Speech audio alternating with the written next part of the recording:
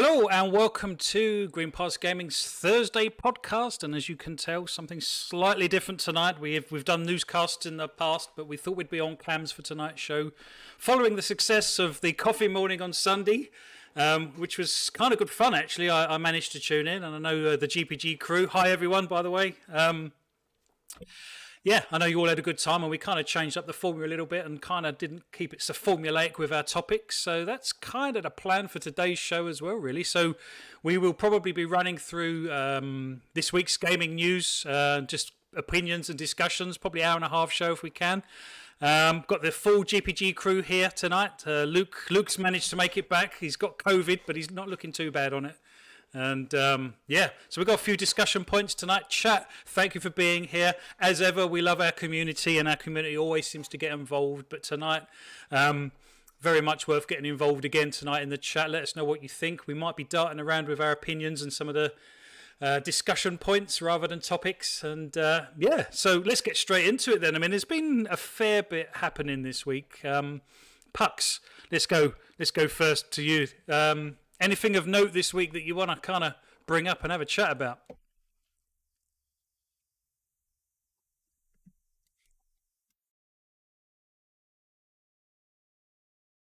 On myself, and obviously since then I've been playing it pretty much every day, every time that I could. I've been really enjoying it so far, and I know there's been some articles and other press things out there that are all kind of throwing the argument of, has Elden Ring almost set a new precedent for open world games? Which I know was an interesting topic. I know we was kind of talking just before we went live, which I find it interesting that, I mean, arguably, yes, but I think a lot of people are talking there about like the user interface of things, aren't they? Such as, like, if you compare it to something like Assassin's Creed Valhalla or a load of other stuff. So I've just seen in the chat, BMG can't hear me. Can you guys hear me okay? No, it should be okay. It should be okay now. I think we couldn't hear the first 4 or 5 words that you said. Oh, sorry. Okay, I'll carry on then. Yeah, so things like Assassin's Creed, for example, that will plaster text and information and icons and stuff all over the screen. But then Elden Ring, compared to all of the other titles that do that kind of thing, don't do it. So from that perspective, I would argue that, Breath of the Wild kind of did it first, in my opinion. I imagine there may be a few others out there from years ago, perhaps, that might have done it. But in terms of recent years, Breath of the Wild is kind of the first game that I remember that didn't really throw UI in your face. One of the interesting things as well, which is a good thing for Elden Ring, because they've not done this, is I've seen a few people or a number of different articles and stuff almost complaining that, I don't know where to go because I'm not given objective markers, or I can't put icons on the map, or no icons appear on the map unless I put them down myself, and things like that.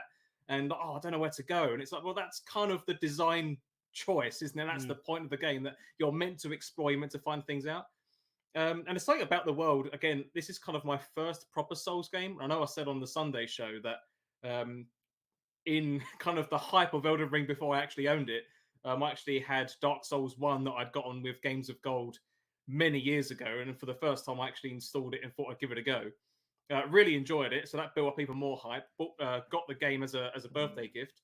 And I've been really enjoying it. And even though, yes, it's difficult, and I did kind of struggle originally because I was approaching it wrong. I was kind of approaching it more like a hack and slash compared to... Me too. Rather than being careful. Use I think my cousin actually said a really important thing, how your stamina gauge, I think Luke's actually said it on Sunday show as well, how your stamina gauge itself is a very delicate resource, especially early game, that you have to, you have to manage it. You have to be aware of it. You have to be in constant... be constantly aware of how much stamina you have. And we did some co-op actually, didn't we? We did last night and some other days. And if anyone hasn't done that yet, if you've got the game, I highly recommend it. If you have got a buddy you can play with, it's a faff though. It's a faff getting in and out of games, isn't it? Why have they made it? Yeah, I discovered that with Dark Souls as well. I don't know why they made it so. I mean, Luke might have some insight into whether there's a specific go on, Luke. What's the history behind it? But I think it's an absolute pain in the bloody arse, and I wish they didn't do it. To be honest, don't know. It's one of those. It's one of those. Weird idiosyncrasies that Dark Souls games have, or Souls games by From. It's like the world turning. It's always been that way, really. Yeah. So, and they've never changed it. I think part of it's probably rooted in they don't want to make anything easy in the game, so you kind of have to go to effort to involve people. So I think that's part of it. And clearly it is, because the idea of collecting items to carry out a multiplayer function is quite weird in of itself. It's usually just there, right? So but don't know, just always been like it. It's a bit easier on Elden Ring, actually. It's not it's still not like drop in drop out by any stretch, but they have streamlined it a little bit. So it does make the games easier, I guess, in Dark Souls case, at least. Definitely does. I should say I've not played Elden Ring. But first of all, it doesn't tell you how to bloody do it. You've kind of got to figure it out. I had to use a guide. I had to look it up on the internet. And even then, it took me 2 or 3 guides to get one that worked, because some of them originally didn't mention that you needed to be embered. And the way that I look at it is, all they're doing, it's kind of putting an additional barrier. Somebody who's struggling with the game can use co-op as a way to get through a game that may be too challenging for them. It kind of comes back maybe to the whole accessibility and difficulty argument for those types of games, that we don't have to go over that again. But the fact of the matter is if you don't have an ember, the thing that gives you extra health that would make the game easier for you to invite someone to co-op, that if you need somebody to help you through the game because you're struggling, you don't have those embers, it just makes the game even harder, if that makes sense. Because the ember itself makes the game easier, but you need that for co-op, and they're not an infinite resource. I don't think you can just go and grind them or just buy them willy-nilly. I think the shop's got like 3 that you can buy. I don't know if that restocks at any point, but I know I bought 1 from the shop. Now there's not 2, and it's been 2 ever since. I've only got like 5 left. I had about 15, but then that Sylvan, what's his face from the last boss, I really struggled with. He used about 10 embers because it took me that many attempts to kill him, and that was even in co-op. So yeah, I don't understand it. I wish they made that bit a little easier, because it just seems to be doing it for the sake of making it more difficult rather than anything else. It's a strange thing, because in Elden Ring, both players have to do something quite unique. So the player that wants to join your game, well, first off, you have to set up a sort of a server password and a group password. And then the player that wants to join your world has to put a finger down, and the person whose worlds that they're joining then has to cast some kind of talisman spell. It's just... Whoa, why can't I just invite him? Yeah, it's just weird. Yeah. But to be honest, I've bought the game twice. So I'm not a Souls fan, right? And I've bought Elden Ring twice, and there's a story behind this. And I think I've just seen BMG in the chat say pretty much the same thing, right? So I bought it, gave it probably an hour and a half, and thought, what is this shit? What is this? What is this? Seriously. So I refunded it. I chopped it in. I got my money back, refunded it. And then... I don't know. The next day, I was like, you called me. Yeah, I was too hasty with that. I called Puck saying, I've chopped it in. He's like, I've just bought it. We're going to play co-op. He's like, So I bought it again. Got you again. Yeah, well, I bought it again. Time. And I've fallen in love. I'm about level 55 now. Fallen in love with it, to be honest. I managed to get over that kind of speed hump, I guess. But yeah, it's. This one for you then. At what point did you change your mind to the point you went from what is this shit to, I mean, yes, you have to buy it again to figure it out. You know what? You absolutely love it. So what was the turning point? It was us playing co-op. At that point, it kind of started making sense that the game isn't unfair. It's just hard. I know that sounds stupid, and you know that before you pick up a Souls game, but they seem just ridiculously unfair at first. And then, like you say, it's a learning process. And, you know, when you go into battles a bit braver because there's 2 of you, it becomes a little bit more enjoyable. And then when you're flying solo again, that you kind of have the confidence to go into battles and kind of know how to kind of approach brand new enemies and things like that. So yeah, it's probably that, to be honest. No, fair enough. What level are you on? I think I'm currently 27 or 28. Okay. And I've gotten to a point where obviously we played co-op the other day with our cousin as well, so there's 3 of us. I went through a couple of bosses in your world, and then I played it yesterday or the day before, the day after when we played it, and I actually managed to go back and do some of those bosses on my own. Okay, that's cool. Call it, do you remember the one? I think it's like Coastal Cave. There's like you fight 2 like kind of big rat things in one. But don't want to say I cheated because it's part of the game, but I did summon the kind of AI bot thing that it gives you just before you go in. But I also think, because I remember when we did it, there was like those two bosses kind of come at you at once. So that's where the challenge is. But I kind of lucked out because because I did it my first try, but not only did I have this quite strong AI bot with me, but I think the other boss, one of two, I think he got stuck down the back of the cave somewhere. So it was basically a 2v1 fight with the boss. And as soon as we killed him, the other one kind of unglitched himself and started walking around. It was like, oh, okay, I'll just do the same thing again. And took him out. And it was, oh, this is happy days. This is great. I killed a boss that glitched. It's a good feeling. Yeah. I've read a few stories of people that have beat bosses by basically pushing them off the edge of a cliff, and that's legitimate as far as I'm concerned. If the boss dies, the boss dies. Yeah, exactly. The game cheeses you as much as it can, so you can cheese the game if you have the opportunity. How far in are you, Luke? Well, I think I'm about 16 hours or so in. I would love to have been a lot further than that, but I haven't had the chance to.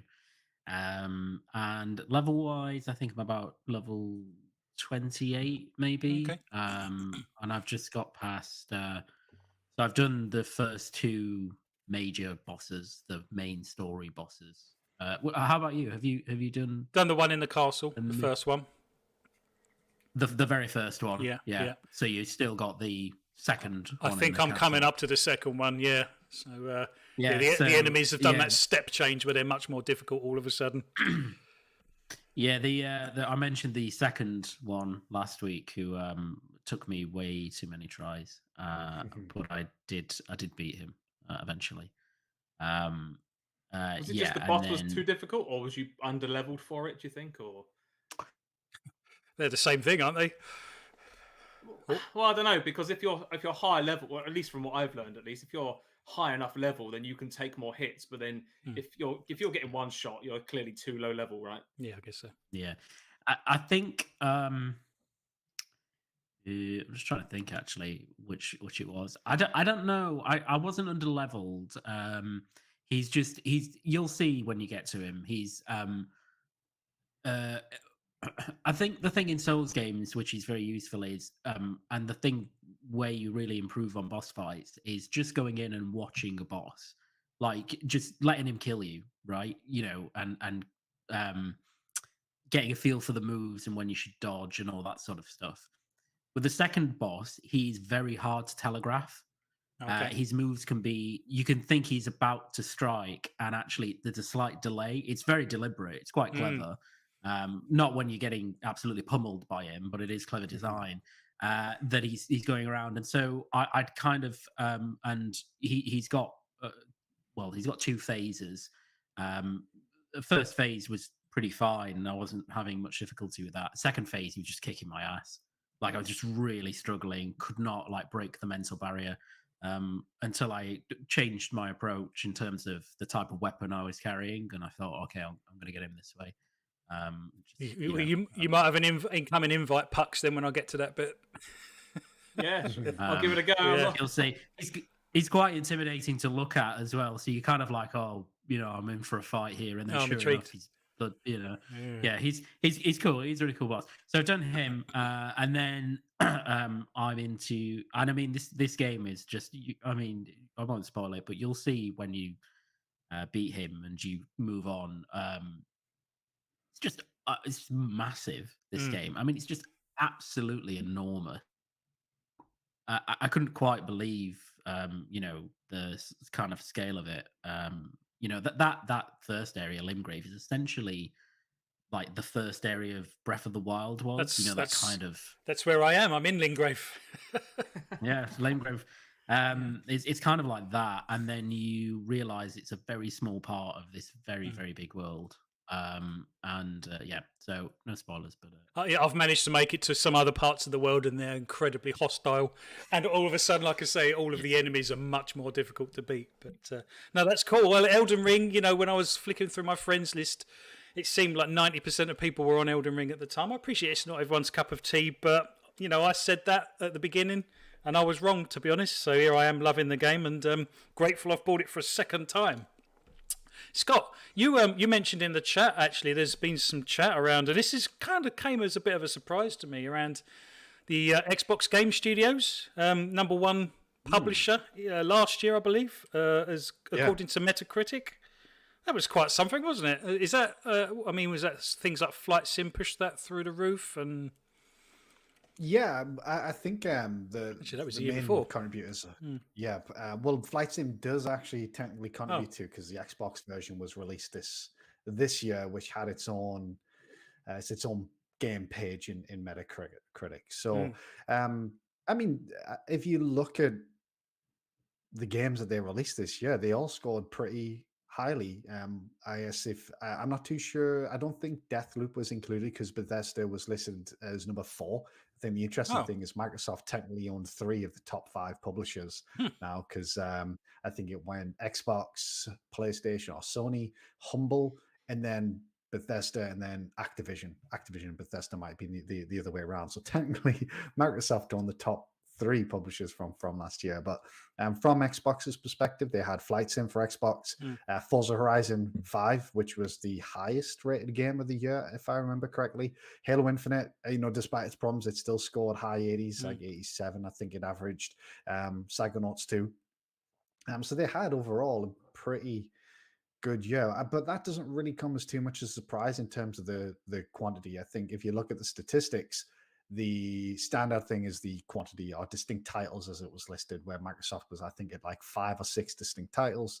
Sony in second place was maybe like 11 distinct titles. So obviously the volume of games that's being pumped out by Sony is significantly higher than Xbox. But I think if I was to ask you guys, I don't think that would be much of a surprise. I think that's kind of, where we've been at for the past couple of years, where I don't necessarily think the quality is a concern these days. Obviously, back in the day of Crackdown 3 and things like that, the quality was maybe a concern. Crackdown, Recore, things like that, games that were obviously half-baked and didn't review particularly well. But their output from a first-party perspective, I think, recently has been pretty good. If you look at Gears, Forza, Halo, obviously more recently in terms of how it's been updated, Sea of Thieves, Flight Sim, Age of Empires, Psychonauts. Obviously, if you start counting the studios that they've acquired, Deathloop, etc., these games have all been scoring pretty high. I think the issue that Microsoft has, which has been the same thing for bloody years, is quantity, is getting the volume out. I mean, we're in a part of the year now where we're thinking, right, when's Microsoft's next game going to be? They had Halo, and Starfield. I mean, technically, it's probably Redfall, which was due summer, but we've heard nothing of that. So I think it's safe to say that's going to be delayed until at the very least fall. So we're going to have gone pretty much the entire year without seeing a first-party release. We'll get maybe Forza Motorsport. That's rumored to be released this year. Redfall, if that doesn't get delayed in 2023, and then I guess we're expecting Starfield to actually hit its November release date. But that's it. And they've gone basically, I'm going to assume, at least 9 months of the year, because I don't expect any of those 3 games to hit before October. So we're going to go 9 months of the year without it. And then we're going to get 3 probably pretty good games. I mean, Redfall, I'm a bit iffy on. I like the look of it, but I'm not too sure whether it's going to score high. I mean, how many of those types of games actually score really high? But, we've all got high hopes for Starfield. Forza Motorsport is likely to score really high. Just look at, obviously, Gran Turismo 7 scores. I would expect it being a similar ballpark there. So again, the quality's there, but at this moment in time, it's just volume, isn't? And then you look, if you compare it to PlayStation's side, they've had Horizon, Gran Turismo, God of War likely this year. Last year they had, I mean, even the less well-received games like Destruction All Stars, but Miles Morales, was that last year? Was that 2020? I guess that was 2020. I guess the output from Sony at least seems to be just a lot better in terms of its quantity. But yeah, I thought it was just an interesting topic because, there is always that meme around Xbox has no games, or, the quality's not there. And I think this kind of at least goes to show, look, the quality isn't necessarily the issue. No, I mean, maybe. If we were after quantity, we're looking at 2023 and beyond. I mean, I guess I'm surprised that Microsoft kind of picked up this accolade as soon as they have, to be honest, because it's kind of, like I say, 2023 and beyond, I think, where Microsoft are really going to start or we as gamers are going to start really seeing the benefit of some of the Microsoft purchases. What have we got coming in 2023, just out of interest, chaps? What's on the radar for 23 Microsoft Studios wise? I Is think that's anything the thing, we don't confirmed? know, do we? No, There it's isn't not, is really, it? is there? There's not many I that I mean, can think of. we know a lot of titles, but none of them have dates. We would maybe assume Yeah. Hellblade's going to be 2023. Maybe Avowed. Fable is that Yeah. too? I think Fable's probably 24 personally. Avowed, but that's the thing, we Avowed's been don't know. in works for a while. I'm thinking next year for Avowed personally, but You reckon? Maybe. Yeah, I think that sounds about right. Yeah, but we don't know an awful lot, I guess, do we?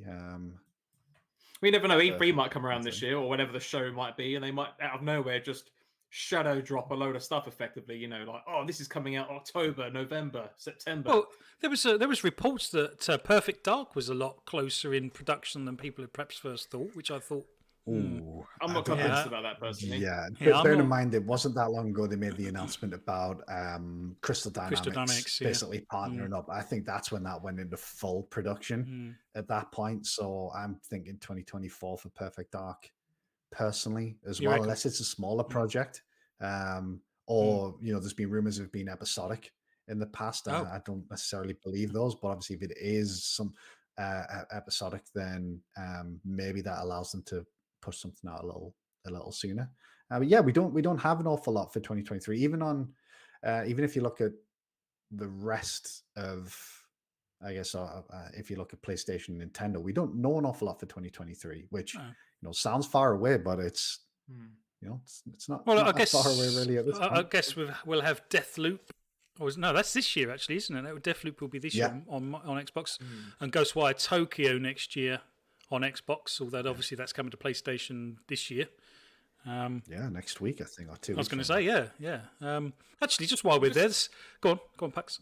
I was just in a comment from Anime Reza in the chat. It just said, I think Xbox is massively trying to expand its back compat, so that could be the their main objective right now. But I mean, unless they've got an updated version of their backwards compatibility program, as far as I was concerned, they've kind of I thought they've they done it dead in the dusted. water. haven't yeah they? they said they they'd did. gone as far with it as they could. I think, didn't they?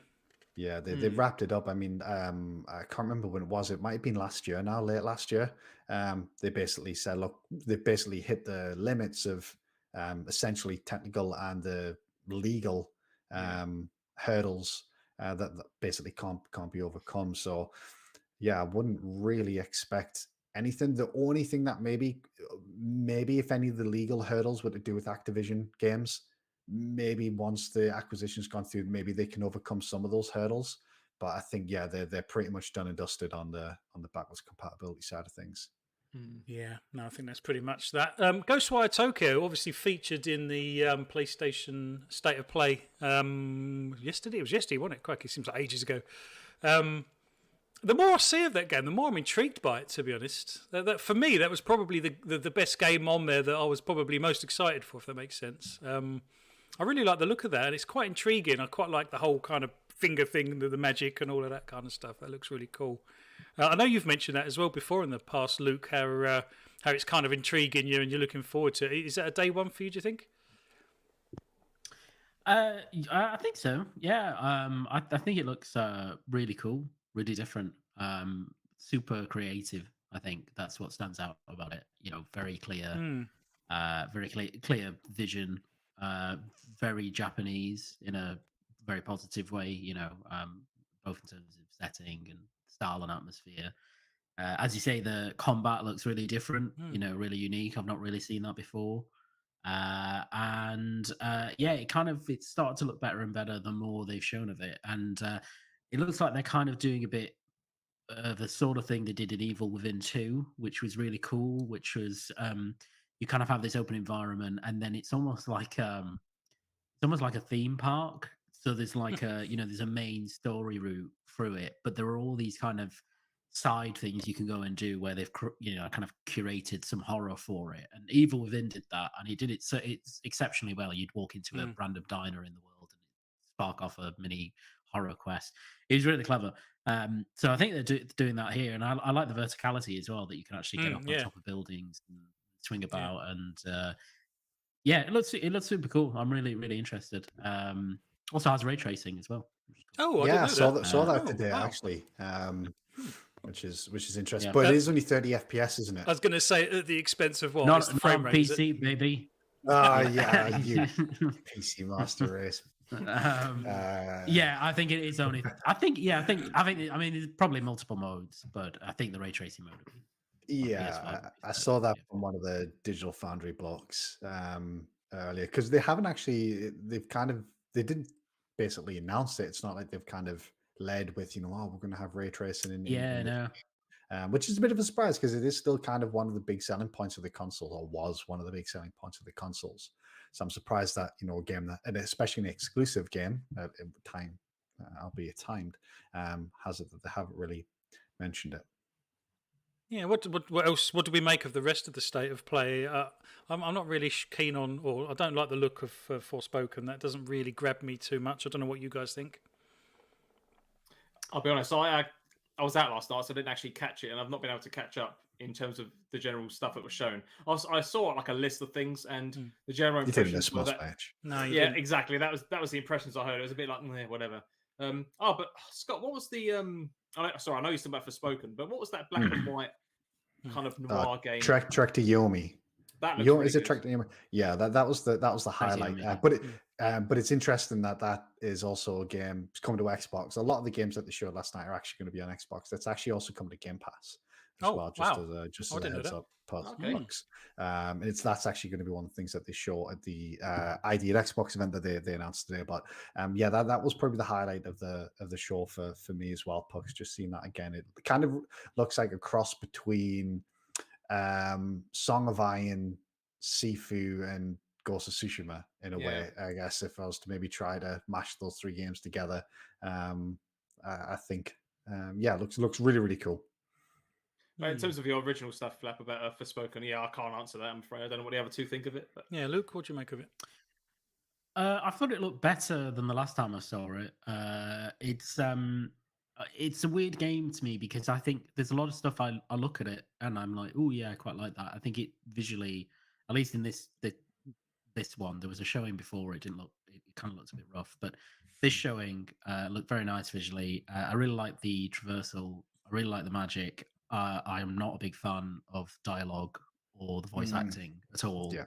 Which is so it's kind of there's this weird counterbalance going on of I'm kind of looking forward to it and also very skeptical because of that. So I think that's one more than any that I'll really have to look at reviews for to see how it comes across when you actually have the game and the full story and all that stuff. So yeah, it looks good. Like it looks nice, but I don't know how good the story's going to be. And that's quite an important thing that game. So yeah, so I mean, yeah, it was fine as a state of play. It was better than some of the other ones that they've been. There's no death loop, so that's good. Yeah. I was a bit disappointed we didn't see. That bit disappointed we didn't see Stray. I thought we might have seen a little bit more of that, perhaps. Yeah, I mean, yeah, I think. I mean, they were, they said they were focusing on mostly Japanese publishers, and they did that. And obviously there were little bits of other stuff. I was super happy about Returnal. Obviously. Oh yes, so I thought you might be. I really didn't expect that. Yeah, really didn't expect that to be there. Co-op mode coming as well, isn't there? Yeah, there's a co-op mode, and then there's I think Ascension it's called, which is basically an unlimited action mode with new story stuff. So that's really cool. So I'm looking forward to that, and it's free update, so that's really good. I was the first game, which was Exo Primal, was a really interesting one because I was sort of I kind of had the same moment of excitement as other people where I saw dinosaurs and then saw the redhead character and I was like, is this like a reboot of Dino Crisis? And I was really excited about it, and then it became like a sort of Anthem PvE game by Capcom, so it didn't really do much for me, and it's kind of stupid in a fun way, but I can't see myself picking that up. We unless played, it suddenly was it comes. Second Extinction? Yeah. Did we all play together once? Yeah, I we think did, I think it was. Yeah, I yeah. kind of obviously got similar Yeah, get vibes those to vibes. that. It already I think that- exists. Yeah, exactly. Yeah, I think the problem with that type of game, and I think Back for Blood had this same issue as well. As I was quite excited for Back for Blood, and I think it just died off really quickly because it needs to be bloody good. It needs to be really good to grab Yeah. people, especially with it being a co-op Yeah. game. Because if you don't have yourself and 3 other people who are really into it, then Mm. you're going to struggle. I had that with Back for Blood, where I was really looking forward to it. I played through it once, and that was it. I didn't go back to try it on any of the higher difficulties because I couldn't.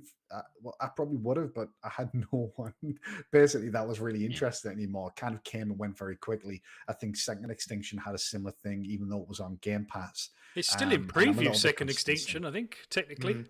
Or is it? Yeah. But it's kind of one of those things where it's got to have a really good hook. It's got to grab you, and if it doesn't, it just as soon as you maybe played 1 or 2 levels, it kind of feels like you played the entire game, and it's really easy to drop off. I think they at least had the kind of like the big dinosaur boss fights, which maybe could be interesting. The mech element could make it interesting as well. You know, it's not, you're not just a bloke with a gun, you're a mech with a gun, which, you know, maybe opens up some additional possibilities. And it is just bloody ridiculous in a way that I think the other ones aren't as much. You know, like even just when it opened, I don't know what you guys thought at the time, but when it said like the dino forecast for today, and I kind of like was what the what forecast, and then they basically they're literally raining from the sky. So at least it had kind of a ridiculous element to it that might make it interesting. What was it called? Exo something, wasn't it? Exoprimal. Exoprimal. That's it. Yeah, no, it didn't really set me on fire, that one, to be honest.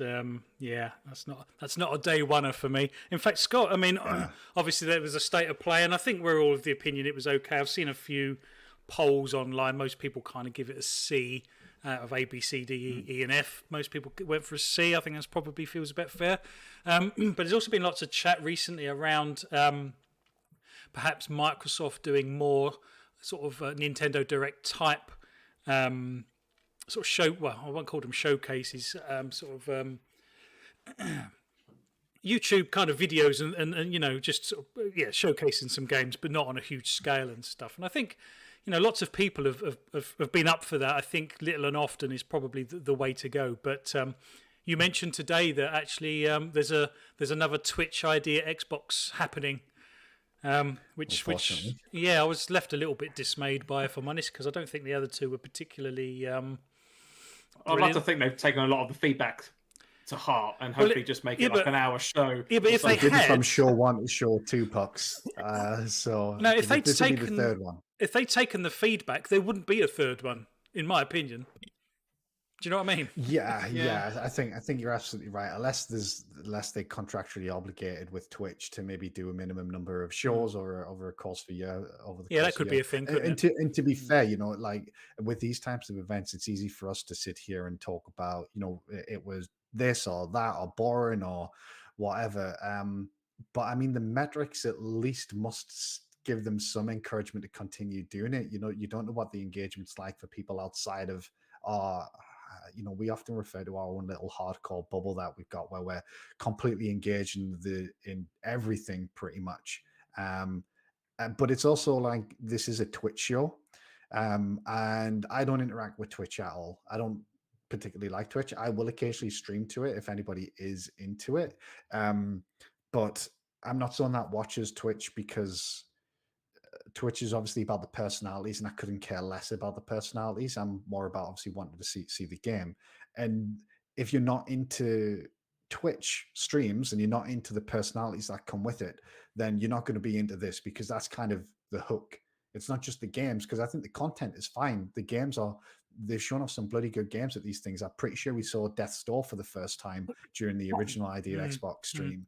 They're going to have, just based on the promo image they've used, we're going to see some pretty cool games at this one. But the problem is you get those Twitch streamers and the personalities that come across as unbelievably fake. Every game they say, I can't wait to play this, and you think that's bollocks. Yes, you can. Yeah, and it's not like obviously if you've got hosts, like yes, you got to show some interest and excitement in the game, but like there's got to be an element of I don't really know what the word is, but it's just obviously fake bollocks.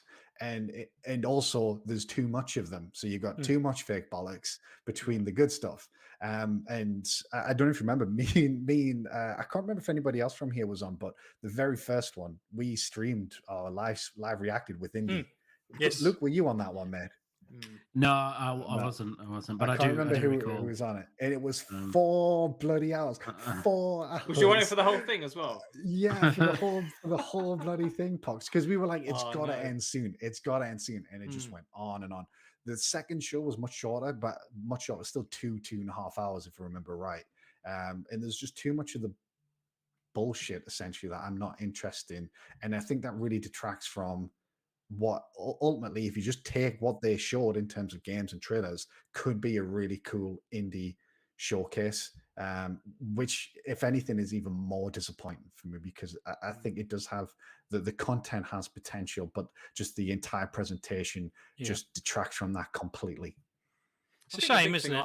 I think one of the things you said that like all the fake bullshit that kind of went on in between about how being stunned about every little thing, and it was like some of no disrespect to the developers of the games, I guess, but some of them were quite small indie titles and nothing to be like it's good for them and it could be a good game, but it's nothing to be like, oh my god, I can't wait to play. And some of the devs were getting a good 15-20 minutes to explain some sort of minutiae part of their game, and it's like, oh, okay, we get the jump mechanic. They kept like repeating it time and time again. Like, we've heard you say it's got fishing mechanics in 5 different ways already. So is every other game on the planet. It's funny you say that, Flat, because I think it was the first one. There was a soup game. I think there was a cooking game where you were just making different soups. I remember that had about a 15-20 minute developer interview. And I'm not against these developers having their moment to shine and explain about the game, talk about the game. They're obviously very passionate about it, but it just wrecked the pacing. Because if you weren't interested in that soup game, then you switched off it for 20 minutes. And it would have been very easy for you just to switch off the stream entirely. I would have switched off at that point if I wasn't live reacting with Indie, So I think they could really address the format. But then again, like I say, what did the metrics say in terms of viewership and things like that? I'm a feeling it could be skewed there, right? Because surely a lot of people would have hung on in the hope that something good was going to come up afterwards. You don't wait 4 hours for something like that. No. You never know. Sometimes you get a teaser at the end, right? Yeah, but you watch it on catch up, don't you? I mean, you don't sit through it live. I think the big problem as well, outside of I was trying to say this a minute ago, actually, yes, the kind of interview bits were just kind of fake bullshit. But I think it was the general interview style. It was like, you're picking these in the Twitch universe, you're picking arguably popular streamers, whoever they are. But then they have no interview practice from what I could tell when I watched bits of it. So it's like, at least get someone. I mean, I appreciate a lot of people don't really conduct interviews often, right? I mean, we haven't really done it. So anyone, give them a bit of benefit of the doubt, I guess. But it's like, well, if you're going to be doing this weeks in advance, at least have not only questions in mind, but practice. So like, do something. It's a really good point, Pucks, because there was a couple of the interviews that were toe curling. Obviously, I'm not going to criticize anybody for being nervous, or anything like that, because I'd be shitting myself if I was, interviewing a developer live.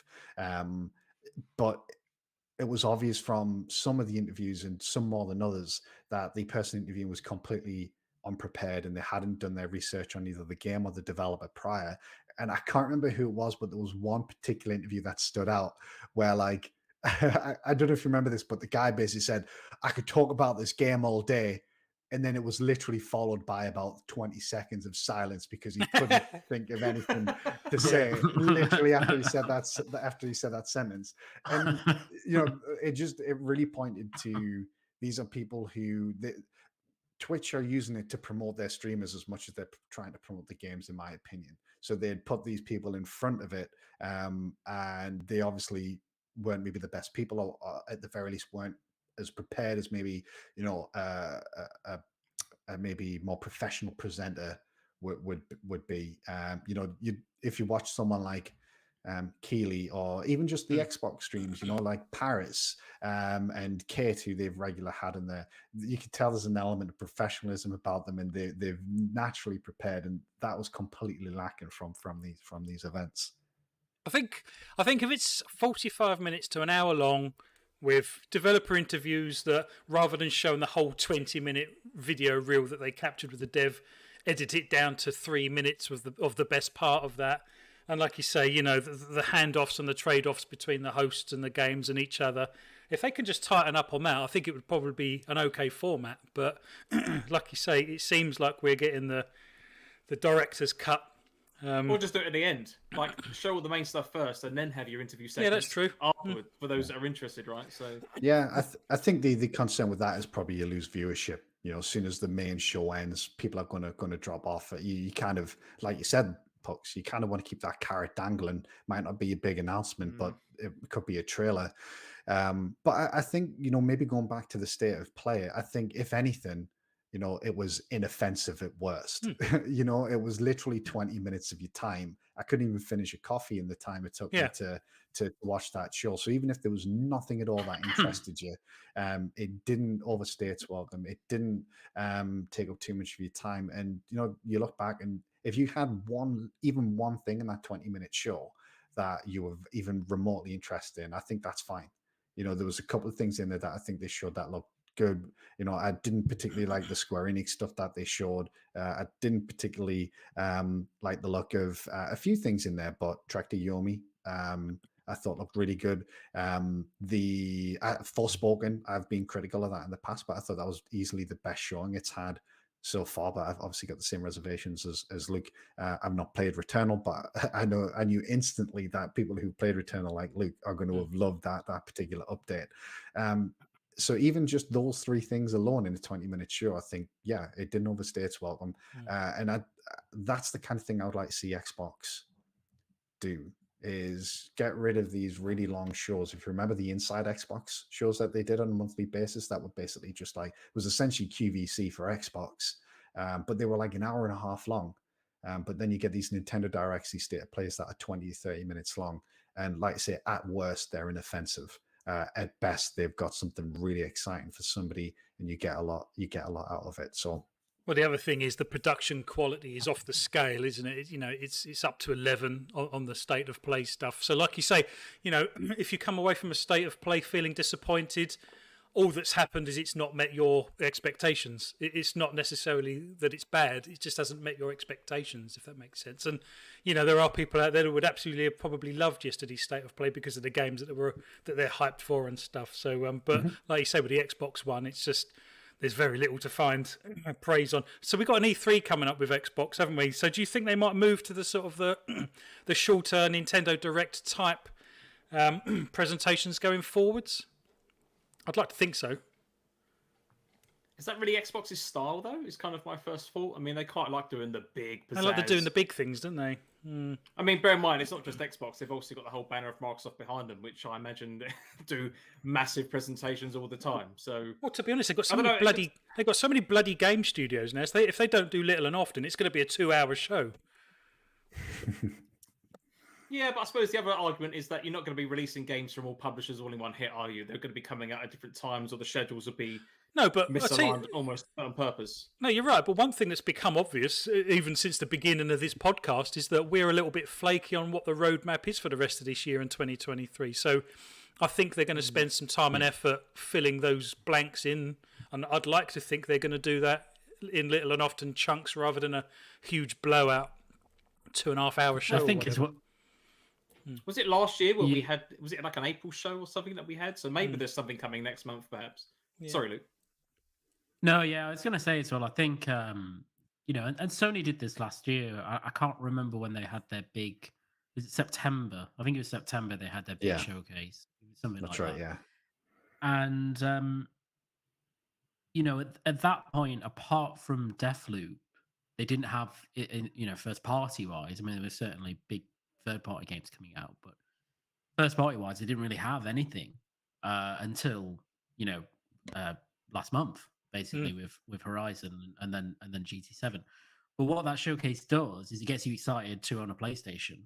And right now, I think if you have an Xbox, and I'm not saying you shouldn't be excited because you have an Xbox, but not only are you like, well, there's a huge gap of X amount of months before something comes along to in exclusive terms like a big first party game, but Microsoft aren't even showing you the the future. They're not even getting you excited in that sense, and I think that's why they should probably change their approach and not just do these one big yearly show kind of summertime. They need to actually be like, okay, we know you've got a bit of a wait, but look all that's coming. Sony did that last year where they were like, in September they were like, look, we've got Wolverine, Spider-Man 2, Horizon's coming and thingy, God of War, and you're just like, oh wow, like okay, I can grin and bear this for a bit because look at all this stuff I'm getting in the next year and a half. So I think Microsoft just needs to do that basically, just be like, have maybe 2 or 3 showcases across the year, like Nintendo do. I don't think they need to go to the state of play approach, because I think that's almost.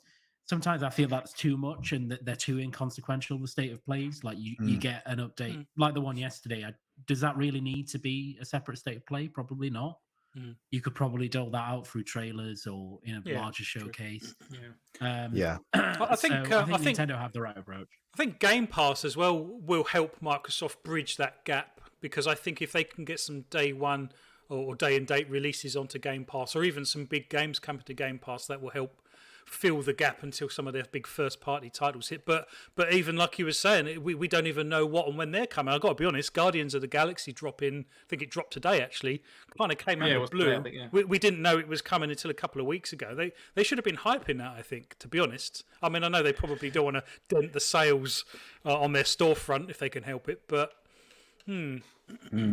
Yeah, I think on the Luke, I'd be curious to get your opinion. That's just going back to the point you made about the PlayStation showcase. I think Xbox, they did something that I think prevented them from doing exactly what you said, which was they got out the gate and they were almost forced to, but they came out and announced a lot of games very early. When they announced Fable, Avowed, Perfect Dark, etc. And I think because they came out, and I don't have any issue with developers announcing games earlier, I think I should probably say.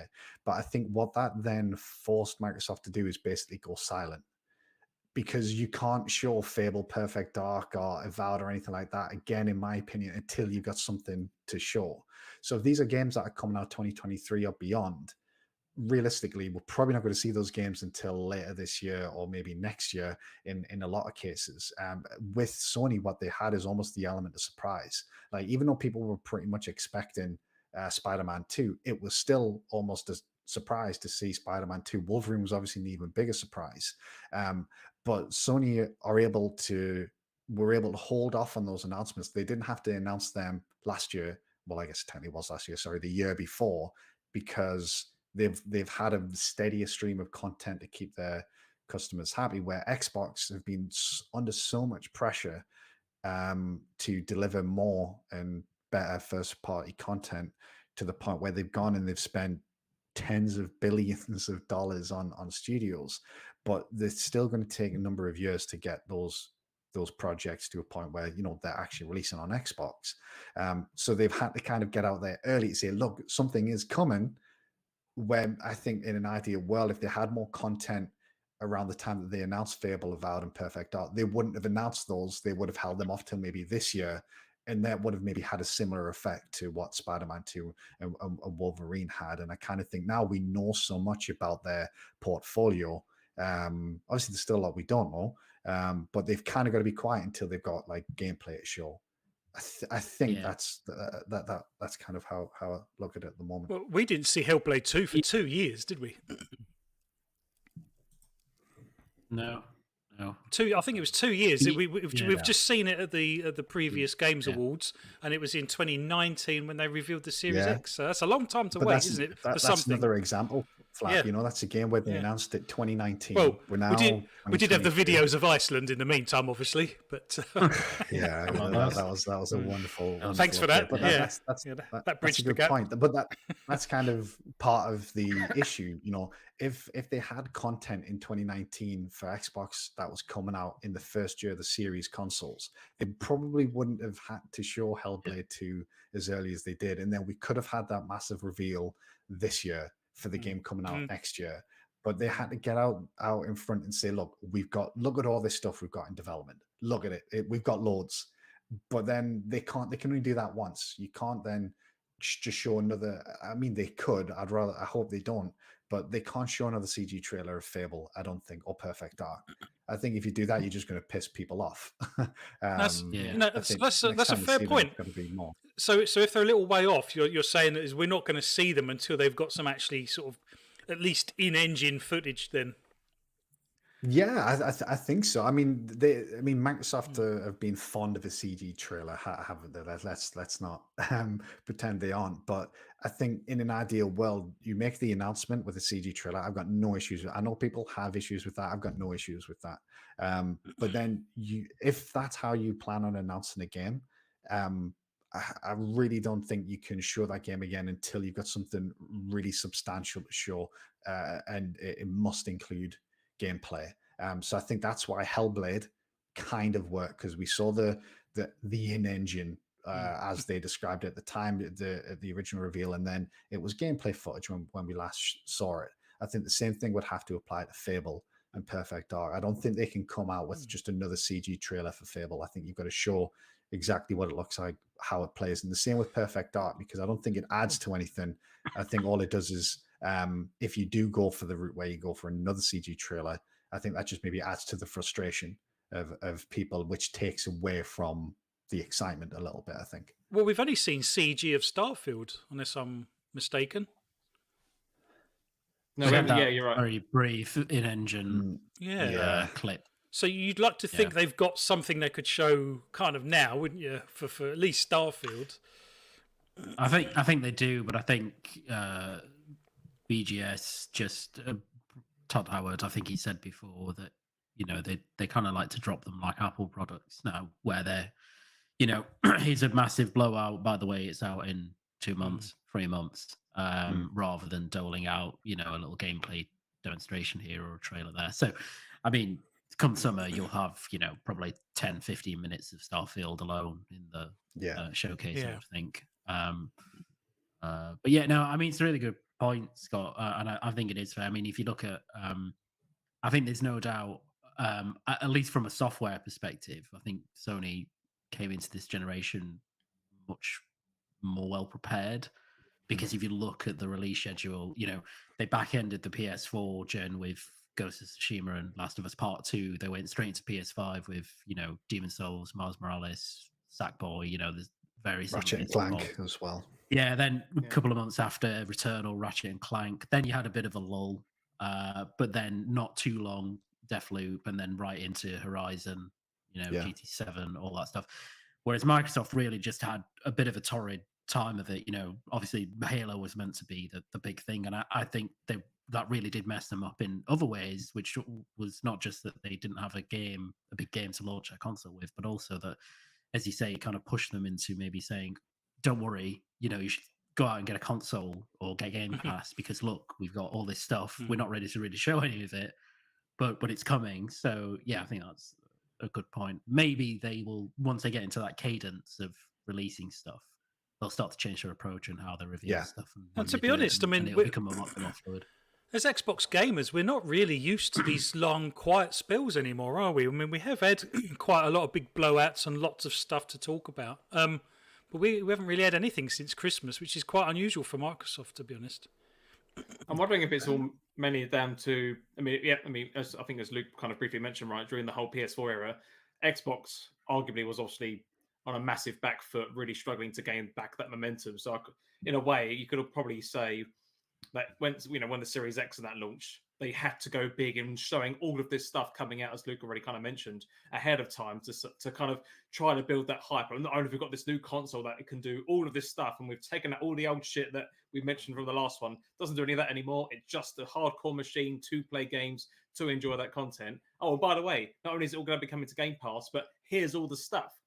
And I think now that they've kind of started to really build that momentum over the last 2 years, it's, as you say, it's now gotten to a point where, are they maybe sitting there thinking, have we announced things a bit too early or not? Or as Scott was saying a minute ago, but things like Fable, yeah, it's great to see a teaser trailer, but then it's been so long since we've last properly seen anything, to the point where should they have maybe waited a bit longer so you had maybe had a tiny bit of gameplay as well, perhaps, or I don't know, but so not as it backfired, because it's probably arguably it hasn't backfired, because it's they're making really good momentum with their systems, and the Series S is doing really well as well. But then I think they wanted to beat PlayStation out the gate, or at least kind of match them toe for toe.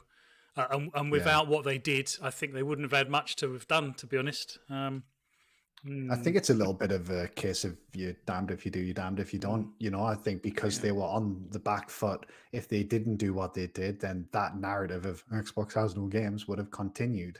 They got out in front of that and announced these games early to show, look at essentially our first party pipeline now. Look at how great it is. Look at these titles.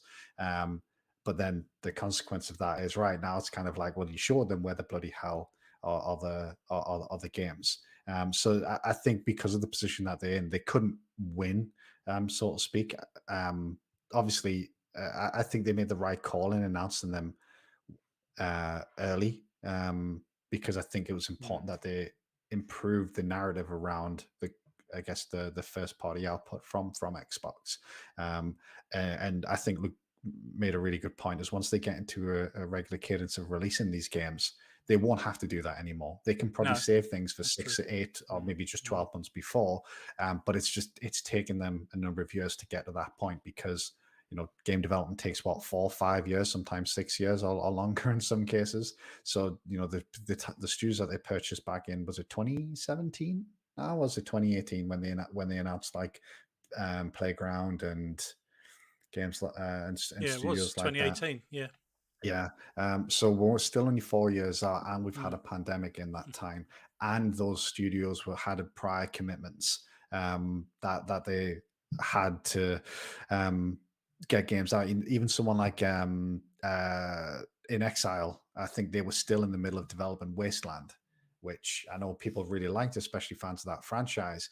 But until we see the next thing from In Exile, is going to be maybe another year or two, because they still had to get their commitments out the way, and then they could start on something new. So it was always going to take time. And then, I guess these announcements and then Game Pass was essentially plugging that gap. I think, the third party content they bring. Do you think there might not be a surprise first party drop this year of a game that we haven't even heard of yet? Is that something they might have kept in their back pocket, do you think? I think I'd like to think that there's going to be some things in the back pocket, right? Not a big game, but a game. Yeah. Well, Banjo-Kazooie remake keeps doing the rounds, doesn't it? Yeah, I think I'm with Luke on that one. I think it's, in terms of, that we don't know anything or couldn't possibly predict, because motorsport would be something that, would be a really big drop, but kind of everybody's on, kind of twigged to it and thinking that that's a possibility. So I don't think there'd be anything first party that will drop. Yeah. Oh God, where's that come from?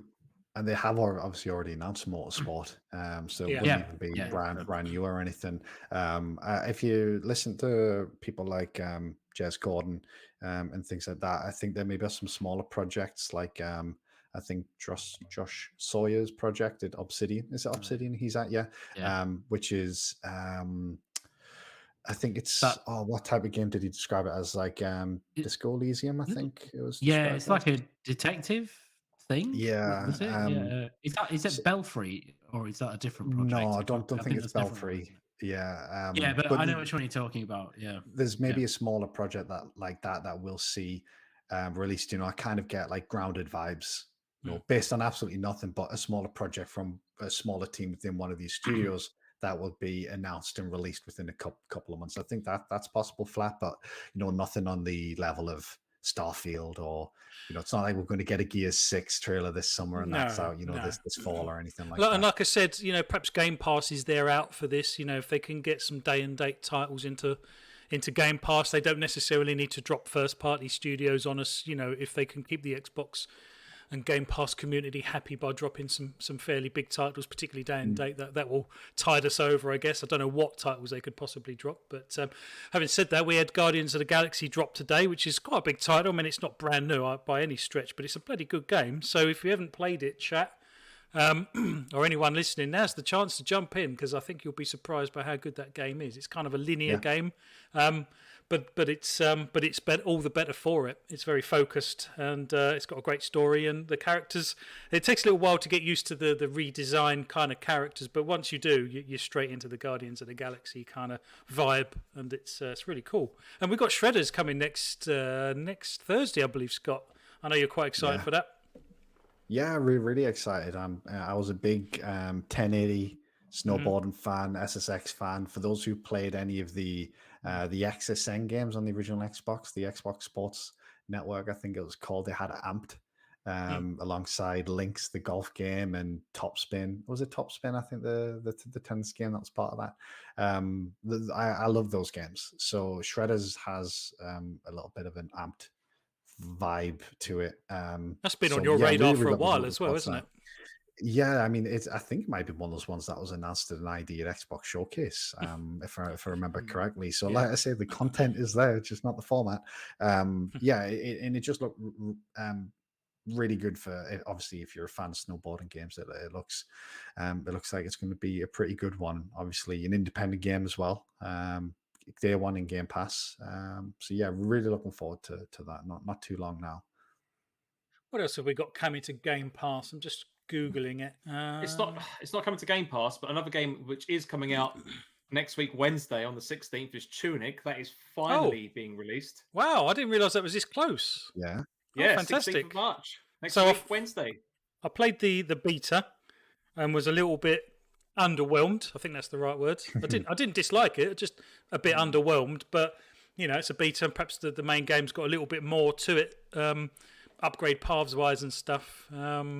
That's interesting. I'll give that a go. Like a very small snapshot of what you could do, I think, rather than being perhaps what you will get. Yeah, perhaps I'm being a bit unfair. I didn't realise it was. But you never know. It could suck. We don't know. Yeah, I think I was really looking forward to that. And I think, Luke, was it you who originally said you played the demo and you weren't overly keen on it, which kind of maybe dampened my expectations a little bit? Is this Tunic? Yeah. So I did play the demo.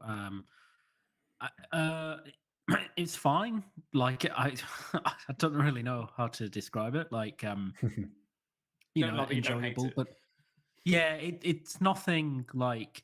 I think it's got a lot of hype because of the way it looks. It's obviously harkens back to classic kind of 2D isometric games. Excuse me. It's a very pretty looking game. Yeah, very pretty looking. Obviously made by like one guy or two guys now, or maybe just one. But it's nothing.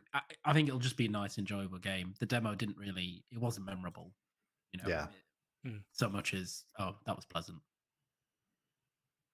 Yeah, I think we'll probably see more. Game Pass announcements tend to be not that far in advance, I think. Yeah. Particularly for day one games. But we do know of a few games coming out this year. I mean, I can't remember. Yeah, we spoke about earlier in the Short Trek to Yomi.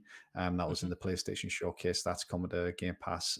Somerville, which is kind of both mine and Luke's one of our most anticipated games. You know what?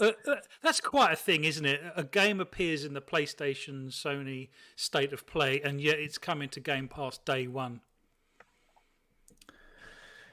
Yeah, I mean, a lot of the games that Sony showed were multi-platform, weren't they? Pretty much, Exoprimal. What were the other games? The Gundam game, Trek to Yomi, things like that. A lot of them were coming to Xbox as well. But yeah, I did find it interesting to see that showcased on there. But I think Sony and Devolver have got a decent relationship.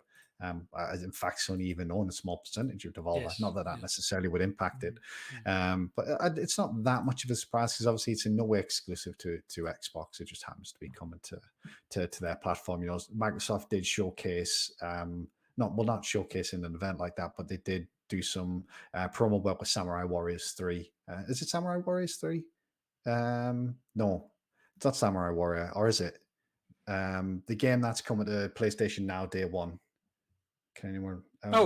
Is it Oh, Shadow Warrior? Shadow Warrior. I was close. I Shadow was Warrior 3, close. yeah. So yeah, Microsoft still did some social work and stuff on their YouTube for that, and that's going to PS Now day one. So I don't necessarily think that would impact it. I think the biggest game that's probably coming that we know of at the moment is probably Plague Tale Requiem. Providing that does hit this year, I think that's probably the biggest game third party wise that's coming to Game Pass that we know of at the moment. But there's still a lot of good games, but they're mainly on the indie side, like Loot River, Replaced, etc. These are games that I'm really looking forward to that'll be hitting Game Pass, but they're obviously a little bit on the smaller side, I guess. I really enjoyed Plague Tale, the first one. Still not played it. Haven't you? Luke, I didn't finish it. I just never got around to it. What did you make of it, Luke? I'm intrigued. Yeah, no, I really liked it. Oh, Yeah, good. it was Yeah. very good. Very good. It took me a long time to even press the start button. I knew about it and it looked all right, I suppose. And I played it for a bit and it's like, oh my god, this is a really good game. I really enjoyed it. Quite like the combat mechanics and it's I'm looking forward to the second one, so that'll be pretty cool. I haven't finished it, but I'm in the same boat as you. It was like I think it was when I first got Game Pass on PC, just not long after I built my current machine, and it was like, oh, cool, let me just try some of these ones. And as you say, that was one of those ones where I kind of tried it because it looked all right, and then actually this plays really good. It feels really good, you know. But then other things came along and I didn't finish it. But I think enjoy it. I think something must have released at a similar time to that was probably taking people's attention. I can't quite remember the time period and what had happened around then, but I know it kind of had a bit of a second kind of wind, didn't it, with people getting into it. Was you into it on day one, Luke, or did you come to it a bit later? No, I played it on day one. You did. I can't remember if there was anything that launched.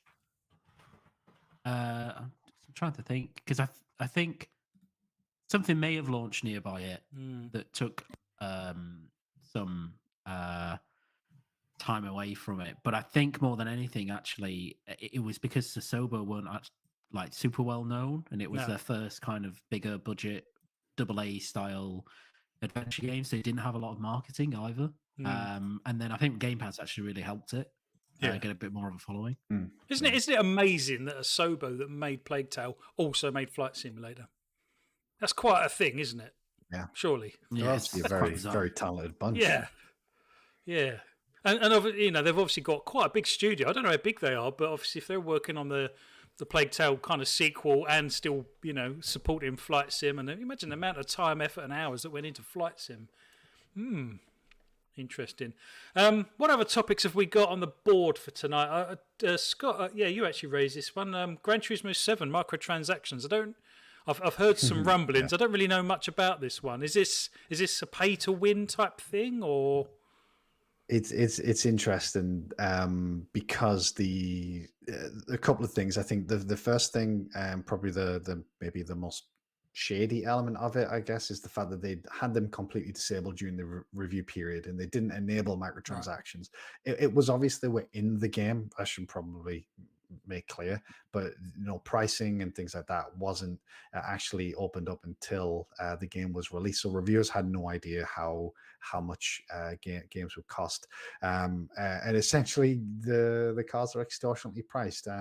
It's probably also worth sort of clearly stating that you can grind this currency, so it's not currency that you can only buy, but you can kind of top up by purchasing it. But when compared to something like GT Sport, essentially the pricing was like quadrupled, if not more, in terms of how much it actually costs. Where one car that maybe cost maybe $6 or something on GT Sport actually now costs $40 in GT7. Like 40, significant price. Yeah, 40. Holy shit! And this is for a $70 game. Exactly, yeah, and I think that's where a lot of it came from. Where people are like, look, I mean, people don't necessarily have any issues with microtransactions, so to speak, but it's just kind of the bump up in price and just the that kind of price is a proper kick in the bollocks, isn't it? Oh, Just to be you'd blunt need about it. to really like that car to drop $40 on it, wouldn't you? Holy moly! Yeah. And I think, speaking to some GT fans, I haven't played Gran Turismo since the PS2, so it's been a while. Wow. Okay, I'm not that big a fan of sim racers, to be perfectly honest. But speaking to some people who are fans, they said like the grind is part of the game. It's kind of part of the experience. So it's, but at the same time, this is a game that you're spending $70 on, it's full price, and yet still. So this is interesting. So skip it. yeah, I mean, Forza Motorsport 7 could obviously adopt a similar approach. But I guess the thing with that is if you've got Game Pass, you're getting it for free, so you might be a little bit more willing to part with some hard-earned cash, I guess. But for GT7 to do that, that's quite a big ask, isn't it? Yeah, but I'm not too sure whether Forza Motorsport would actually have it. I don't think Forza Motorsport 7 had any. Or I think, if I remember correctly, they were going to add something in, but they got a lot of backlash, so they didn't end up going through with it. And then if you look at Horizon, they sell the car packs, but not currency, if that makes sense. And obviously, both those games are cheaper, sort of from the outset, and they're in Game Pass, as you say. So, it is interesting. I think the conversation around it's kind of died down a bit since, and I think people have maybe settled where they're just kind of grumbling a bit about it, because it is kind of one of those things where it's optional.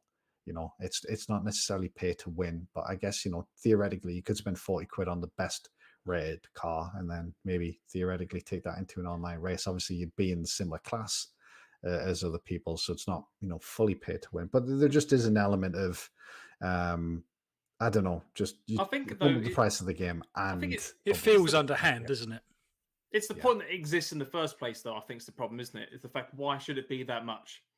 Again, not to go back, I know it's a different type of game, and we've already kind of covered it, but I've seen some articles talking about Elden Ring, actually, but about the fact that it doesn't have any microtransactions at all. Not that the kind of game could maybe, well, I'm sure you could facilitate it in some way, but it doesn't have anything like that. You have to grind and earn it all in game, and it's the only way to do it. And I think a lot of people have actually, from what I've read, have really appreciated that in a game. Like, oh, I don't have to spend real world money to potentially cheat the game, and it's not even an option. And most people kind of, in a way, I think you almost get the old school feeling of you actually have to work for it and earn it. And I think even though, as you say, Scott, like, yes, you could grind the game to unlock the cars, and the hardcore fans say that's part of the game, then okay, sure. But the fact that it's that or pay money, I don't know. It just feels like a cheap money making scheme. I know a lot of games have done it, but it is kind of one of those things where somebody, and even we find ourselves in the situation, where life gets in the way. We talk about that, just try and do this show. If you're an adult full-time job with kids and things like that, you might not have the time. You just might want to bloody sit down and drive that Bugatti. But no, because you've either got to grind the 20 hours to get enough credits, or you've got to stump up the cash. And I think the biggest thing is probably just the bump, because like I say, these games were relatively inexpensive. I mean, there was $5 or $6 for a car, still a lot, but at the same time, if you just really, really bloody want that car, $5 or $6 is fine. But then if you bump that up 4 or 5 times, then it just, you wouldn't do it, and then you forced to grind, or I guess the other side of the coin, again, though. I mean, rather than having, because you say that you want to get home from work, and I get that, I do agree, but at the same time, though, go back 10 years to previous gen when all you did was pay for DLC and nothing more. But why couldn't they just have a mode where you could just play with all the cars anyway? And if the main game is going through the career modes, I believe it is in Gran Turismo, then just do that. I mean, why force someone's hand to part with some money in the, knowing that there's going to be a load of people out there that want to get home from work and just, have fun with their driving simulator or something, when, no, sorry, you have to part with some money if you want to do it the cheap way. It's like, just give me the damn car, pay for the game. Yeah. I mean, it's a valid point. I can understand why you would lock like cars behind the content. Oh, sorry, behind some sort of wall, not necessarily a Yeah, sure. paywall, because you want people Yeah, progression. to kind of constantly feel that they're progressing, and unlocking new things as they play the game. They don't want this game to be a one and done in a weekend. They kind of want people to Mm. play this over months and if not years. But there's just seems to be a better way, or surely there's a better way of doing it. Yeah, because I'd be pissed if I just paid $70 and then had to grind for hours and hours. And I think the main concern is, that's an economy. It's probably worth mentioning. It's an online only game. Oh, sorry, you have to be online to play the game, if I remember correctly. They could very easily change that economy at any point as well. They could increase the amount of credits that I needed to buy a car, which kind of extends the grind almost to encourage people. I'm not saying they're doing that, But they could. that is something that they could do, and I believe they actually may have done that with GT Sport. From speaking to some people who actually played that game, they changed the economy in the game to make it more expensive to buy cars. Please correct me if I'm wrong if anyone knows different, but I believe I saw that. So there is the ability for them to even make it shadier, and they've already been a little shady by hiding it in the first place. So It's just, I mean, I first came across this in mobile gaming where they've turned time into a purchasable commodity. And it's normally sort of kids' games that you need to get dragon eggs or something, and you get one naturally, one every hour or something, and you need so many to do the next thing, but you can bypass the next hour by spending £3 and you get 12 eggs or whatever. Do you know what I mean? That's the kind of thing. And it kind of works in those sort of games to some degree because they use a real world clock, so if you don't play the game for 12 hours, you'll get the same. But if you're on a train and you want to play it right now, you think, oh, it's only a couple of quid, I'll spend it. And it kind of works in those games because they're free. But, these big AAA games have tried to bring that, pay some money to save some time kind of element. And it just doesn't work because, like you say, it's a full price AAA game. And they've always got the get out clause. Well, you can grind, you can get it, you don't have to pay these things, but that's kind of not the point. Like you say, you've spent $70 on this bloody game. You expect to be able to use it to its fullest out of the box almost. Like you say, I understand there's a progress tree. Sometimes it needed, but for it to be an absolute ball ache of a grind like that, it's just so wrong in my opinion. But this is an age old argument, I guess. Yeah, look, I know you aren't a big sim racing kind of guy, but do you have any particular thoughts on that, mate? I'm curious if if anything in particular stands out to you. I think that one of the things that's probably most jarring is the fact that it comes from Sony, who basically have little to no microtransactions in most of their games. Obviously, GT Sport had them as well, but yeah, Luke, do you have any particular thoughts, mate, on that? Yeah, I think it's not good. I don't know whether like they kind of just not designed it, but they just got a bit greedy with it all, and because presumably GT Sport must have done pretty well in terms of microtransaction stuff because they brought it back, and obviously Sport was a bit different because it was heavily online based, and it didn't really have it wasn't a traditional GT entry. And so it kind of made more sense when they had the microtransactions in that environment because it was much more, service game based, where that stuff kind of goes hand in hand. With this one, I do, it's very cheeky to, release a first party game at full price and then have microtransactions, which if they were on the level, as I think, as you said, of GT Sport in terms of cost, I don't really think there'd be much of a complaint. But when you're talking like half the price or over half the price of the game for certain vehicles, it's a bit of a piss take, really, isn't it? Yeah. And I think I've seen most people say that it's not particularly well. I've seen some people say it's not particularly grindy, or they don't feel like it's particularly grindy. But nonetheless, I don't think it's something that should be encouraged. And I wouldn't, even if it was a game I loved, and I don't really have any affinity for track races like you, Scott. So for me, it's just kind of like almost a non consideration that I have about it. But still, if it was a game that I was really into, I'd find it pretty egregious. I certainly wouldn't be buying anything, but I'd kind of be a bit pissed off about it for sure. Yeah, it's a shame gaming's got to this state. I hope it gets better, but I'm not convinced it will, to be honest, because there's nothing illegal in it, unlike the sort of loot boxes where governments start to get involved and look at things. There's nothing illegal about this. It's just immoral, I think, and that's not going to stop anyone, I don't think. It's a shame, isn't it? Yeah, it's corporate greed. I think it's the issue. I mean, I've just seen an anime Razor in the chat, which I completely agree with. A number of comments. One of the ones that stood out is one of the latest ones, who says, "I personally think that DLC should be the only thing that should be added to a game. Everything should be grindable within a reasonable amount of time." Yeah, I agree. I agree with that. And to be honest, let's face it, the old Gran Turismo's had a progress path, and you had to kind of grind it to get the next car, and that's absolutely fun. That's how it should be. But to make that grind so ridiculous, putting in tens and tens and tens of hours just to get a particular car that you want, yeah, it's ridiculous. But there we are. I think that's pretty much it for us today, chaps and chapesses, anyone who's listening. Really enjoyed today's format show. Chat, let us know. Drop a comment in the video once it goes as VOD onto YouTube, and just let us know if you like the format of the show. But we would appreciate some thumbs up, some likes, some subscribes if you're new to the channel. Always appreciate those kind of things. Chat, thank you very much for being here. It's been great. We put some. Go on. Can I? I was just going to say while we're doing the sign out, for anyone who is maybe new, please consider joining the Discord. There should be a link in the description below. And for anyone who has been watching the show for a long time, just wanted to remind anyone, on top of what you were about to say, Flap, that if you do have any particular recommendations or things that you'd like us to consider or see, there is a particular text channel in Discord, which is called, I believe, Podcast Suggestions.